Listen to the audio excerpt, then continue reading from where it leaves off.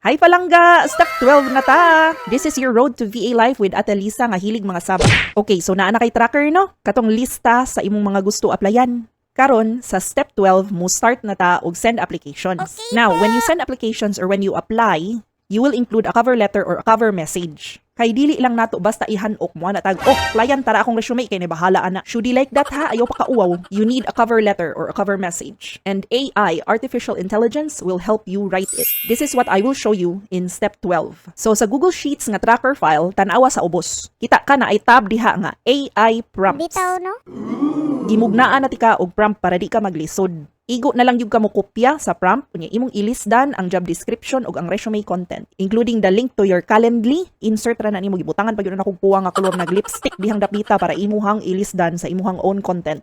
Okay? So kung wa gyapon kakasabot sa kanang ingon anang instruction sa prompt, ay Diyos mio, ayaw na lang pag VA. So once you have your prompt and then imo nang na-replacean ang katong mga placeholders nga pula, you will then paste all that to either ChatGPT or Gemini. Ikaw lay pili. After putting in your prompt and hitting enter, mulugwa dayon si AI sa imuhang suggested nga cover letter. Di ba? Sayon ra na. Pero, warning, ayaw idritso og copy-paste unsay gihatag nimong AI ha. I-edit pud.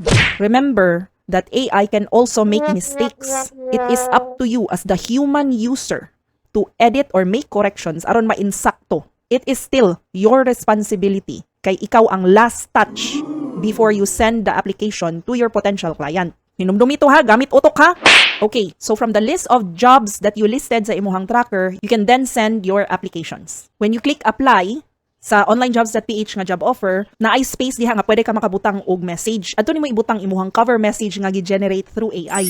Ayog limot og attach sa imuhang resume kung gi-mention nimo sa imuhang cover letter nga nag-attach kag resume. Okay? After sending, you need to update your tracker nga ang katong job offer imuhang nasenda na kay naanay sent application sa status. Ayaw pa limot og butang sa date of application ha. Kay para makaibaw ka kanusa ka mo follow up. Di man ka mo follow up the following day. Atat ra kayo ka following day, one day later follow up dayon. Dili tagaan pa nimog time, maybe 3 days later you send a follow up and you will know which ones to follow up because naa kay tracker. So, importante gyud kayo nga ang imuhang tracker is up to date as you send more and more applications. So there you go. Kung na-send na nimo imuhang 3 to 5 applications for today, congratulations!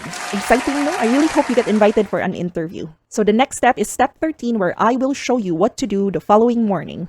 You will find the link to the step 13 video in the descriptions or the comments. See you there!